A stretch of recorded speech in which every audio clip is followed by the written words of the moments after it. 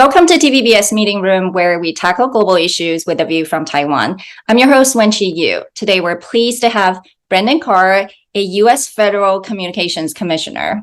Commissioner Carr joined the FCC in 2012 and then was presidentially appointed as one of the 5 commissioners in 2017. He's had over 20 years of public and private sector experience in U.S. policies with regards to communications and technology, one of the most fast-changing policy areas facing Washington, D.C. today. Welcome, Commissioner Carr.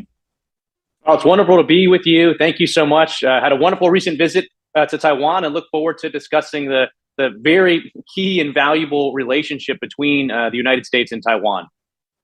Yeah, you mentioned you were just in Taiwan, and you were the very first FCC commissioner to ever visit the country. Tell us why you went, your findings, and perhaps explain to our audience what your role is at FCC. Well, look, I think a free and independent Taiwan, a democratic Taiwan, is vital to America's own economic interests, to our security interests. And so I think it's incumbent on every official in the U.S. to work to see where, even in small ways like myself, we can deepen the relationship between the U.S. and Taiwan. And I had a virtual meeting a few months ago with then Commissioner Soon of the National Communications Commission, which is the counterpart to the FCC where I work. And then she and others invited me to follow that up with an in-person visit. And as you mentioned, I was the first FCC commissioner to do that. And I thought that was very important. We collaborated on a lot of issues. We do these types of meetings with different countries all over the globe where we meet and we discuss our shared issues, whether it's cybersecurity, network resiliency, 5G, spectrum. And it's always very beneficial to me in my job here at the FCC to hear from my regulatory counterparts abroad. So thank you for setting the precedent. You recently spoke about banning the popular app TikTok. Why should the government focus on banning TikTok, especially when it has been downloaded more than 200 million times in America? Is it even feasible? Yeah, it is. So TikTok is immensely popular in the U.S., less so in Taiwan from my experience over there. And a lot of people look at it, as you mentioned, and millions of Americans are on it.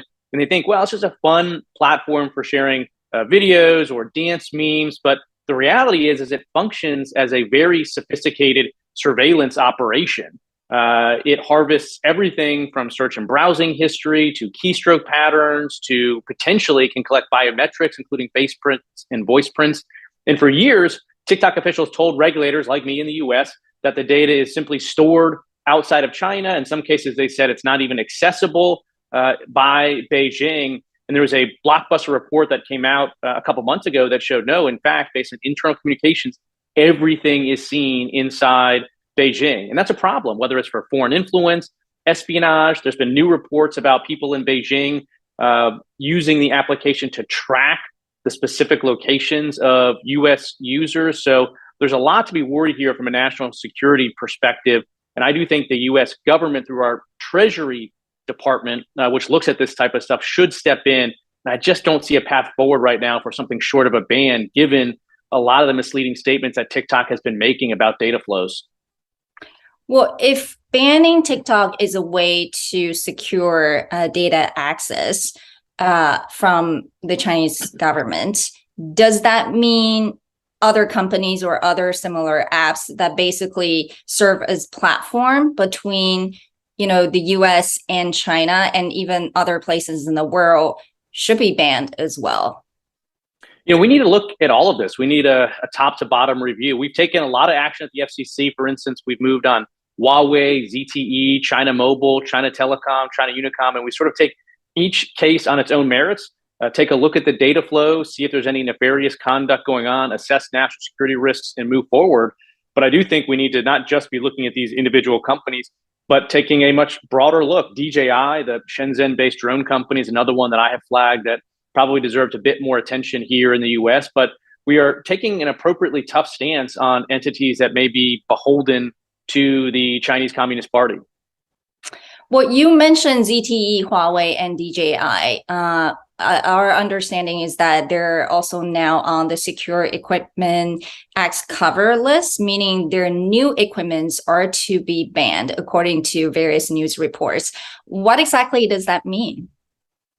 Yeah, so DJI is not on that list at this point, but the other ones are. So up to now, being on our covered list, what it's meant is you can't take federal dollars, federal subsidies to purchase that equipment. But what I identified a year or so ago was what I call the Huawei loophole, meaning that companies could buy Huawei gear with their own money, buy the same gear, put it in the same point in the network.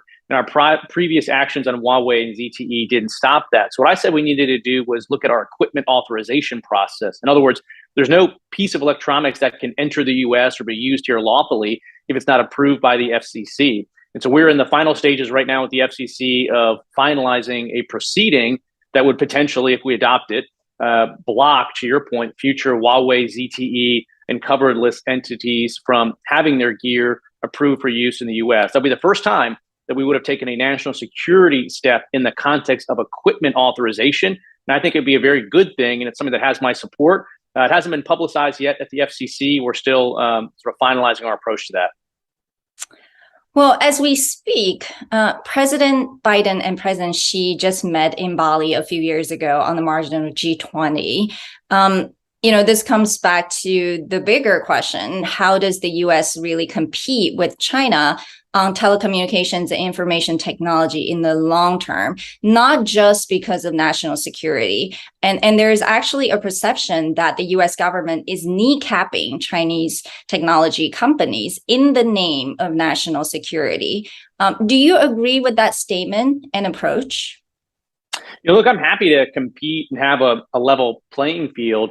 The reality is, though, what we've seen to date with Huawei, with ZTE, with similar entities is very nefarious conduct that involves national security threats. And so all the actions we've taken to date right now have been limited to that extent. But there's more that we need to keep doing. We've recently taken actions on chips to make sure that we don't have advanced chips flowing into Beijing for potentially use for nefarious purposes. I think we also need to take a look at access potentially by Beijing to US-based cloud computing services. At the end of the day, if you cut off the flow of advanced chips to Beijing, they're going to look to replace a lot of that computing power for AI and other activities with access to cloud-based computing. So I think we need to pair some of our action on the chipset side with some of our action on the cloud side. But look, I think reciprocity is a great place to start for international relations in given all the limits that are in place on Beijing with U.S. entities doing business.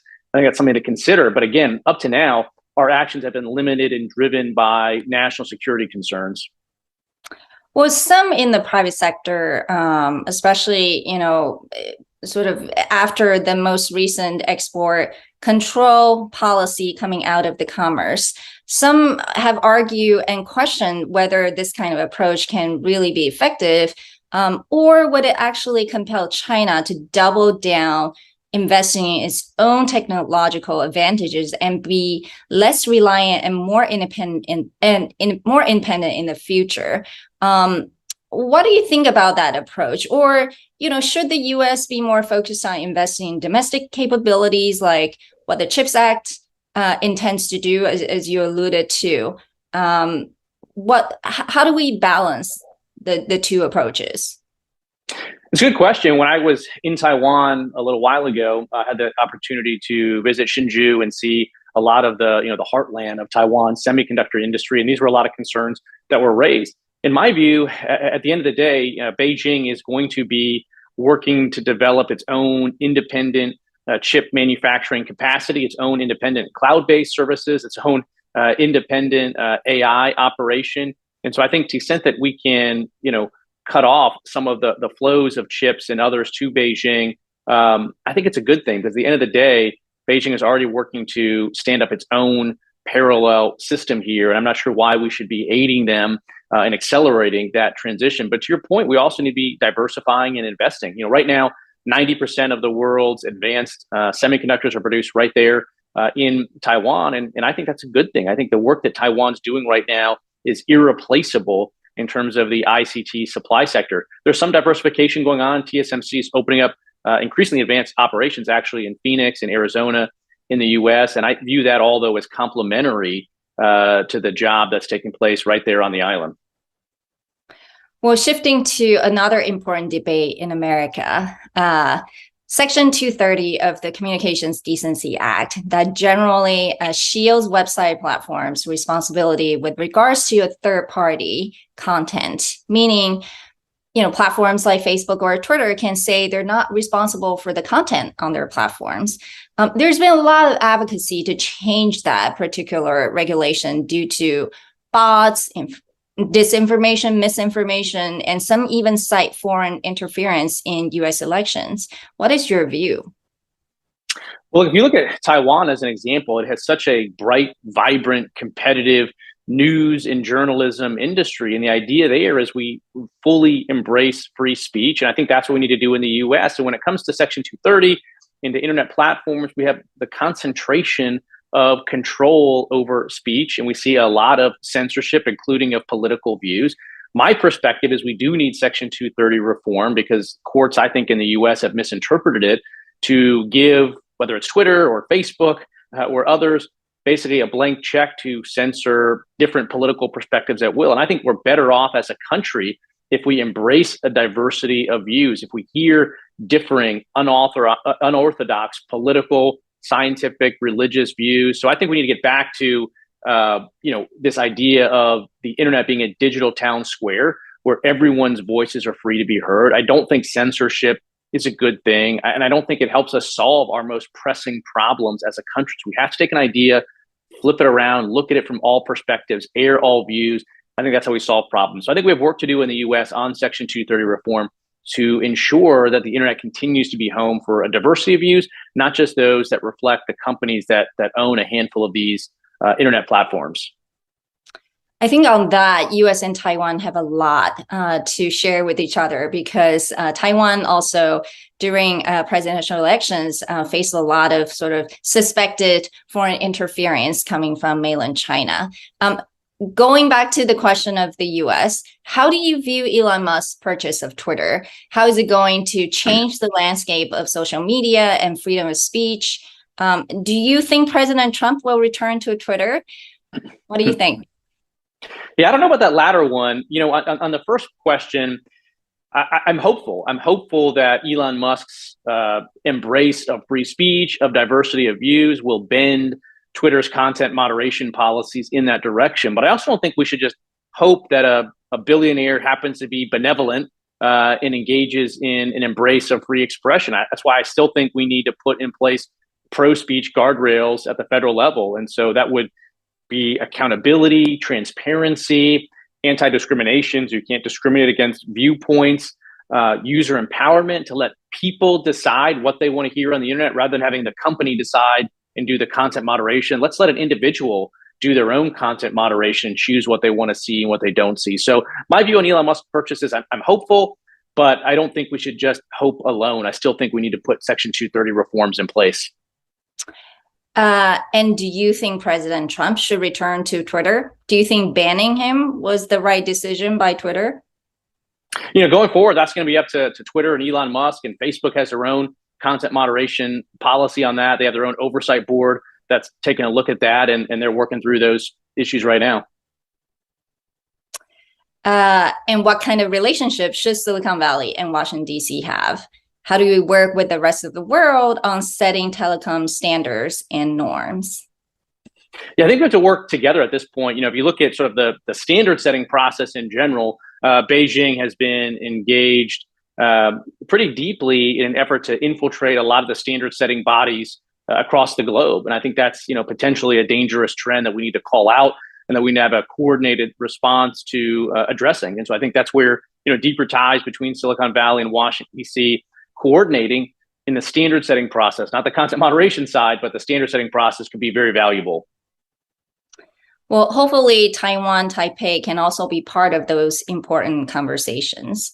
On that note, thank you so much. These are really urgent policy matters that concern both national security and U.S. technology competitiveness that will require much more understanding and communications between industry and policy leaders. So thank you for speaking to TVBS today, Commissioner Carr. Take care. Thank you. Appreciate it.